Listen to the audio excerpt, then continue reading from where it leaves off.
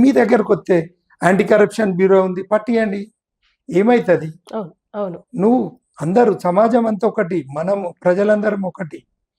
ఆ బతుకుదేరు కోసం వచ్చినోడు మనల్ని మన మీద మనకు ఉన్నటువంటి ఉద్యోగి, మన ఉద్యోగి, ప్రభుత్వ ఉద్యోగి ఎవరు? ఆయనే ప్రజలకు ఉద్యోగి.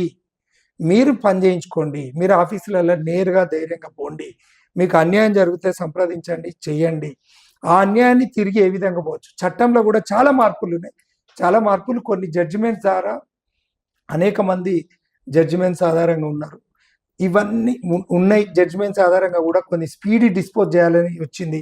ఇప్పుడు నిర్భయ లాంటి యాక్ట్ కానీ, దిశ లాంటి యాక్ట్ కానీ, ఇట్లాంటి రేపులు కానీ, ఇట్లాంటి ఆర్థిక నేరాలు కానీ స్పీడీగా 3 monthsలో 1 monthలో ఉండాలని, చెక్ బౌన్స్లు కూడా, చెక్ బౌన్స్ ఇవన్నీ, ఈ చెక్ బౌన్స్ నేరాలు ఇవన్నీ ఉంటాయి. ఇప్పుడు చెక్ మనము అప్పు ఒకరికొకరు ఇచ్చుకోవచ్చు అంటే సోషల్గా ఒకరికొకరు రిలేషన్లు ఉంటారు.